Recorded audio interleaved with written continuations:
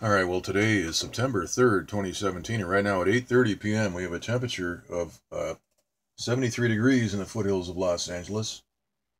The relative humidity is 74%, the dew point is 64 degrees, and the barometer is up at 30.05, just as we had predicted as Lidia moves through the area, what's left of Lidia. Lidia moved right up the Baja Peninsula, and we can see that there is a transmitter right here which has broken up most of the moisture right over Southern California. And as a result of this satellite-based microwave breaking up this flow pattern, this moisture field, we got very little rain in the foothills. I think it rained 5 or 6 minutes. Nothing measurable. Now, in other areas around Los Angeles, there was a lot more rain, and it lasted for a little bit longer. I'd like to hear from everybody in the area on how long it rained in your area and how much you got. If you know, we can get an idea just by how long it rained and if the drops were a dime size or nickel size or whatever. Okay, so once again here, the water vapor map. We've got all of this moisture. We see the center of counterclockwise circulation right about here offshore, and we have very strong clockwise rotation right here adjacent to that low, which we can see much better right here in the southwest water vapor map. We see a lot of clockwise rotation right here, and we have the high pressure as a result thinning out this water vapor here over Southern California. So there was some rain. We can see a blast pattern right in this area over Palos Verdes, right about there. Moving out to the west, also we see a little blast pattern here over Arizona as this area is targeted and broken down.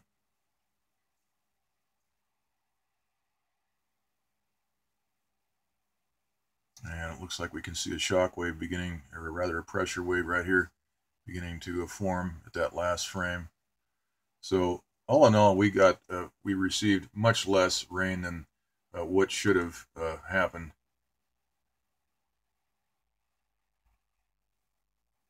And here on the infrared map, we can see the thinning of the water vapor right here. The depth of that water vapor is very thin. We did get some rain, but nothing significant. Looking at the bigger map, the Northeast Pacific water vapor loop, we can see a huge low pressure system right here over just south of Alaska, the Aleutian Islands. And all this moisture right here from Lidia, which is moving up and hooking back towards the east, is adjacent to a developing low pressure system right here. And we can see high pressure firming up right in this area as these two get together. Now, this low will not be allowed to merge with this low right down here in all this moisture, so we can see the outflow in this area as high pressure is installed to deal with what's happening right here. We have a low pressure system moving right towards the remnants of Lidia, which is spinning right about here. Now, if we look at the Doppler map, the IntelliCast Doppler map, we're looking at Lompoc right here. There's a transmitter on the Vandenberg Air Force Base. And that transmitter's name is KVBX. And that transmitter has broken up a lot of the rain that should have fallen in the area here. We can see a scatter pattern. All these straight lines converge right to Lompoc right here near Vandenberg Air Force Base. If we zoom back in, we can get a pretty good idea of what's happening here. We can see a straight line there. We can see the scatter pattern. I'm moving a little bit closer, and you can see that. You can see the pattern here as this rain is all chopped up by that transmitter, that NexRad.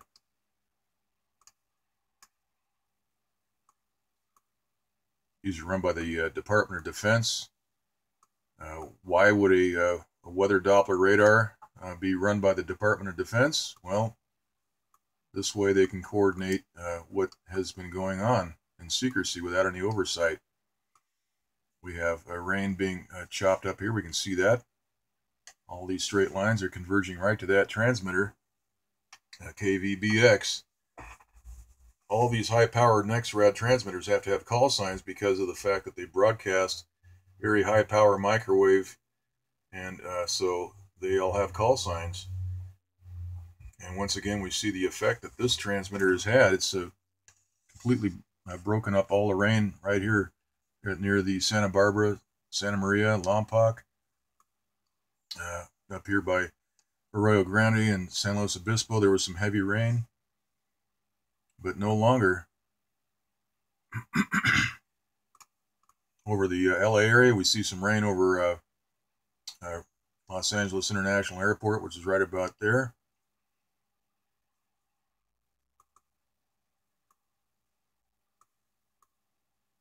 And we can see some more rain here up in the mountains right over Ontario.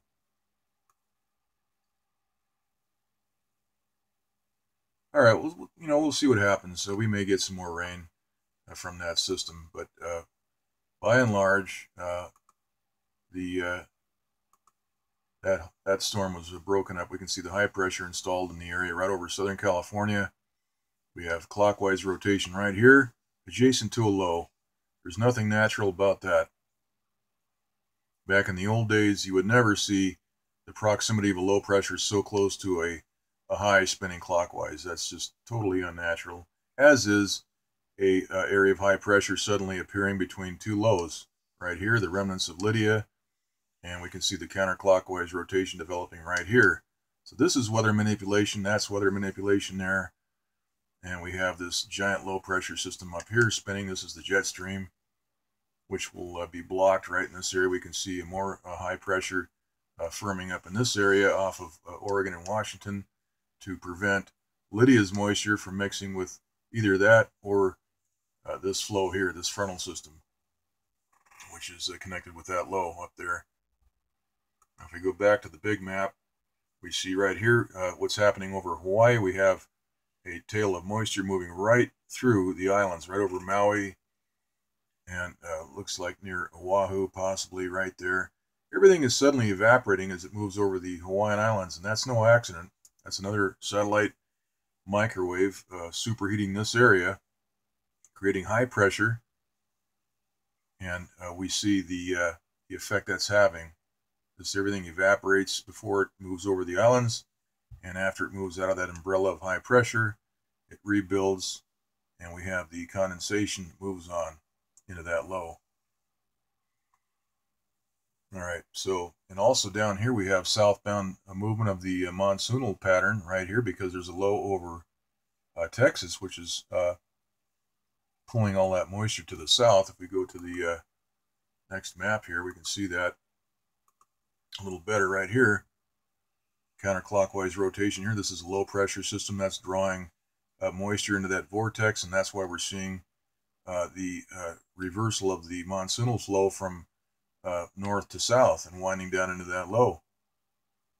But right here, we should have gotten a lot of rain, probably a couple of inches of rain at least from that system, and that was prevented. Everything is moved offshore, and so once again, that's very good evidence of weather manipulation. If we take a look here at these other maps, see the very strong clockwise rotation there, and that little blast pattern where they hit this area right here with the microwave, break that down. That disrupts the convective process in these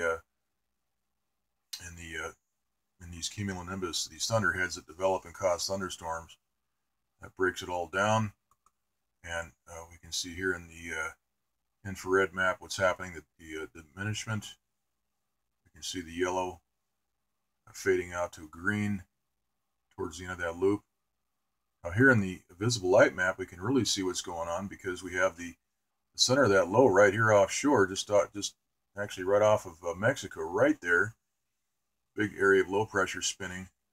And then right over here, we have clockwise rotation. So we've got a high installed right next to this low, and all this manipulation in between. We've got a transmitter hitting this area, and that has disrupted the rain totals in Southern California. So that's pretty easy to see. The weather people, the meteorologists, the so-called meteorologists that are being overpaid to report our weather, will not show us this feature right here. Mother Nature does not place high pressure right next to low pressure. Only man would do that. Mankind and all their evil ways. Okay, now here's the East Pacific water vapor loop. We can see that southbound monsoonal flow pattern as it moves into that low over Texas. And we have some severe supercell development right here, thunderstorm development. Keep an eye on that. These will probably be superheated later. We can already see a blast pattern developing on that western side. This is all high pressure installed to prevent any of this from moving back up towards Lidia.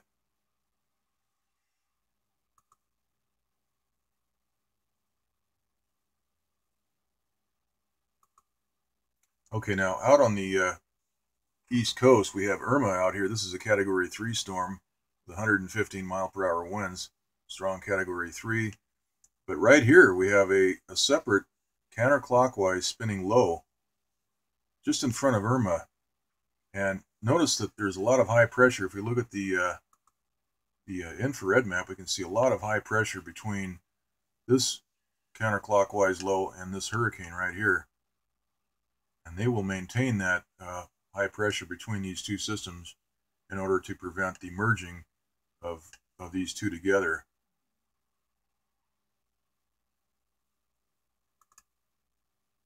You see that counterclockwise rotation better in this water vapor map. This storm here will probably track due west and probably move right into Cuba, somewhere down in here. We'll have to see what they do. This could be blown apart at any time. Once again, we've seen, you've been following this channel on these, there's over 700 videos. Many of them cover these hurricanes. We'll see what happens with this hurricane right here. Let's go to the hurricane map. Right here we can see Irma, Category 3, 115 mile per hour winds, 961 millibar central pressure moving west-southwest at 12, or rather 14 miles per hour. And the cone, the track for that storm is that it will hook up towards Cuba and Florida